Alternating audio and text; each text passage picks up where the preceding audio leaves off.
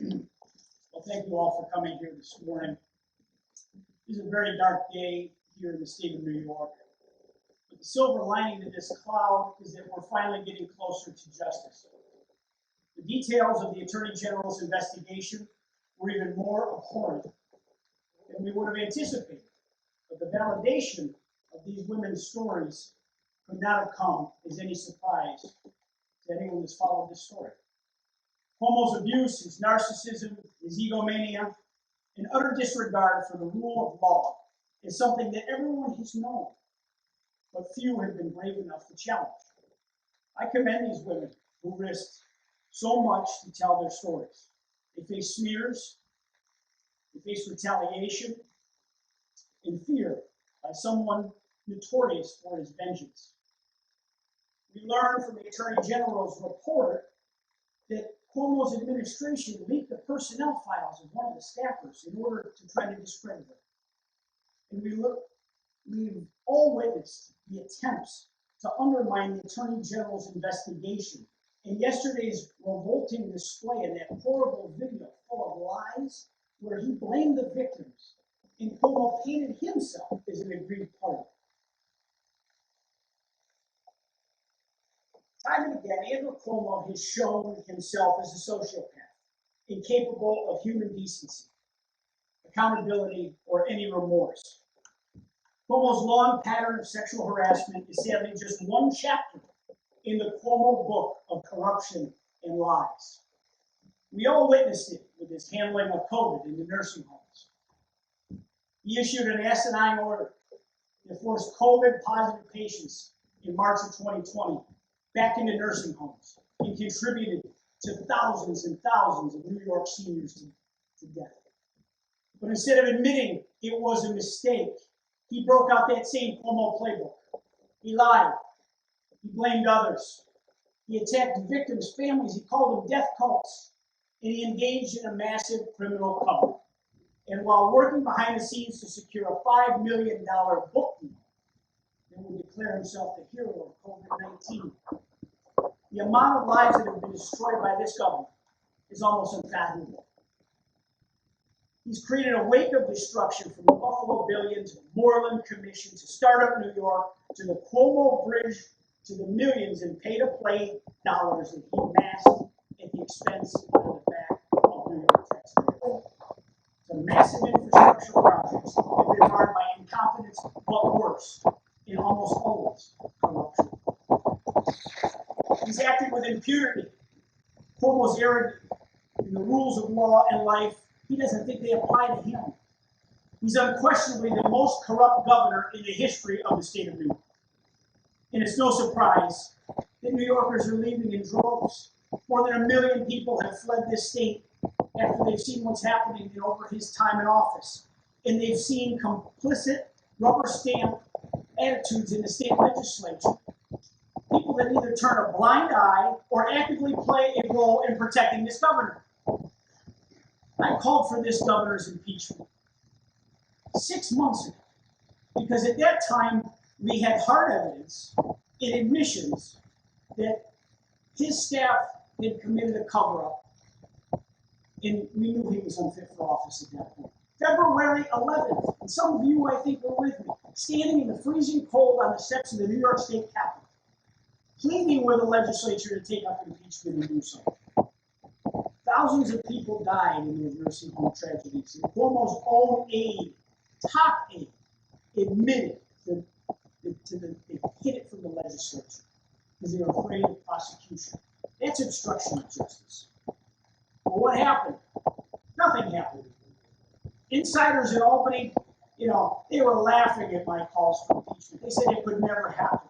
They said Republicans were just playing politics in this situation. It took the Speaker of the Assembly, after there were cries from the public to get to the bottom of this and the victims' families, it took them a month to even convene a committee to investigate the matter. And in the last 6 months, we've watched them slow roll this investigation while giving Cuomo time to try to recover and pray that New Yorkers and those in the media forgot. Many of those legislators, they've stood shoulder to shoulder with this corrupt governor in his propaganda events around the state so they can get publicity themselves. You know, here in Buffalo, Monica Wallace and Karen McMahon, they're on the investigation committee. They're attorneys. They've worked in the court system. They should know better. But that didn't stop them from having a fancy dinner at the governor's mansion and being a victim of the governor's charm offensive for the whole evening as he tried to butter them up before they had to take action. I think Monica Wallace even had a private tour of the mansion that night. It's just wildly inappropriate. It's like a prosecutor visiting the scene of a crime and going out to dinner with the accused. This is the Albany swamp that we've been fighting so hard against. The Assembly Committee in charge of this investigation, they've met less than a handful of times since March. And they only just approved giving themselves subpoena power on June 30th. In the state legislature, they couldn't get the hell out of town fast enough. They wanted to go on summer vacation and not deal with any of the serious matters before New York State government. A government that's in crisis right now. Just last week, Assembly Speaker Carl Hasty tried to undermine the Attorney General's investigation by saying no matter how egregious that report that you all got yesterday was, they might not take action on it. They're going to handle it their own way. That's infuriating. That's just infuriating. Not just for the victims of Cuomo's crimes, but for the 19 million New Yorkers, the hardworking women and men that are paying the bills in the state and have been disrespected time and again. People in charge of this state have forgotten who they work for. And it's time for a reckoning in this state. Andrew Cuomo, and I think it was pretty obvious by the ridiculous video that he showed yesterday, complete with pictures of himself kissing and hugging and shaking hands and touching people all over the state of New York. It was asinine, it was ridiculous, and it shows just that he will stoop to no level, and he will admit to nothing. And he has no shame. He has no intention of resigning this office. And any politician that you talk to today that says, well, I'm going to call for his resignation, that's just hollow words. It's time for action. That time is over for calling for resignations. It is time for this impeachment to move, and it is time for it to move now. Cuomo cannot be permitted to stay in power for one more day. And if the state assembly, under the leadership of Carl Hasty, had been doing his job all along, they wouldn't need any more time. It would have been done already. And they wouldn't have broken it for summer vacation so they can go sit on the beach while this was going on and this was hanging over the heads of legislators. Time is up. Carl Hasty, call that assembly back into session immediately. This is extraordinary. These are high crimes that have been committed by this governor. Multiple DAs at this point are saying that there are active investigations going on in their counties based on the governor's action on just one portion of what is being investigated. This state legislature needs to get back to work to move this impeachment. This governor is too smart. This governor knows state government better than anyone in the state of New York. He's too dangerous to leave in power. To let him have control of the entirety of New York State government while he knows his days are numbered and he's a rat back in the corner, it's dangerous to the taxpayers of the state. And Carl Hasty and Andrea Stewart-Cousins are allowing that danger to continue if they don't move next week on impeachment of this governor. Time is up for Cuomo, and it should be up for all the people, the staffers, all the circle around this governor that have allowed this protection, that have enabled him, and have created with him this culture of corruption and abuse. We need action by this legislature now, and then we need action by the voters next year. Those voters are going to say enough is enough. They've had too much disgrace in their state government, and it's time to send a message they're not going to stand for it anymore. This experiment of one-party Democrat rule in New York State has not served the people or the taxpayers well. We need to restore balance and accountability, and that's why it's so important that we will continue daily to be working to elect a Republican governor next year, to clean this stain off of the state of New York, to make this a state we can be proud of again, and to deliver to the people of the state of New York leadership that they deserve. It's been our mission from day one. We are more energized than ever to deliver the change we need and to save our great state. At this point, I thank you for being here, and I'd be happy to take any questions from the media. Brian? Is there a better chance of having a Republican governor in New York State today than there was yesterday, day for morning? I thought there was an excellent chance to have a Republican governor of this state, regardless of who we are running against. I don't see how this governor can continue. The removal should be swift. The article of impeachment, the thing to remember, if as soon as the article is passed, he is removed from day-to-day power of the state. Kathy would be lifted up. Kathy Hochul, as lieutenant governor, would be acting governor until the impeachment trial is complete. This governor is too dangerous to leave in office. I think, we have a lot of time to talk about elections, but this is about the safety and security of our government. This governor is not using sound mind. You could see it in that video yesterday. I honestly question his mental health. Are you surprised at all to hear that Kathy Hochul was never interviewed by the Attorney General during this investigation?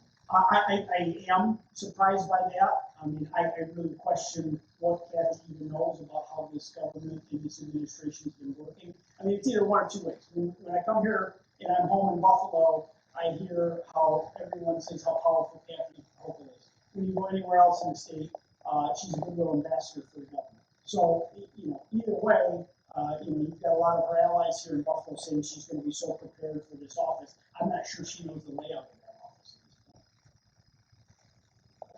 point. Question: what if this evening, less than a year chance, that Governor Cuomo resigns, or even tomorrow morning? What's your reaction? I think I don't see him doing that because he seems very defiant.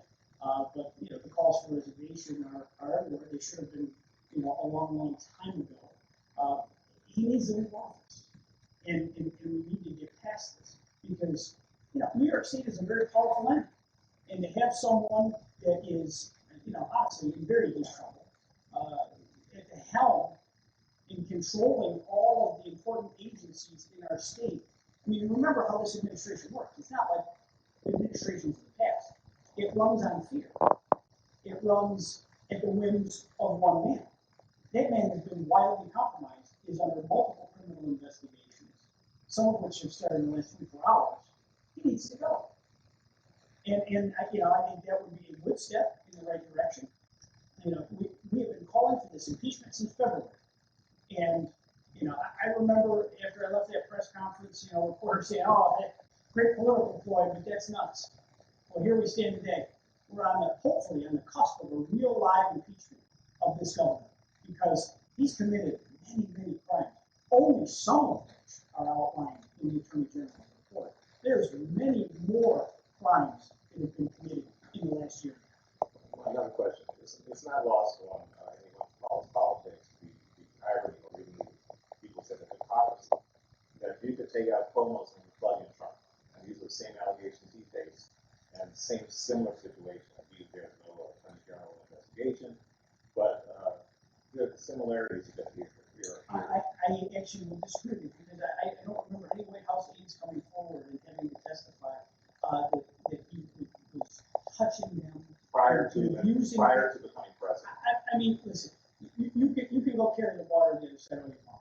This governor committed these things. You want to go into history of someone that was in business in things that were brought up from 20, 30 years ago. That's a totally different story. But this governor, when Judge Kavanaugh, let's go revisit that. Judge Kavanaugh was up in facing allegations of things in his distant past. And the governor said everyone needs to be listened to, everyone must be heard. He believed the women then and said that Kavanaugh should be rejected at that time. The governor is a hypocrite. The governor has abused members of our state police. The Attorney General says she believes all of these accusers, members of his own staff, and he's abused the trust of the taxpayers in the state of New York by abusing state employees. What could the governor potentially even do right now is essentially, you assume the legislature wouldn't allow him to move forward with any executive orders and new laws while looking at impeachment. So why is time such an important factor? I mean, respect for the state of New York. I mean, really, I think the top issue. We have a leader that can't lead. We have a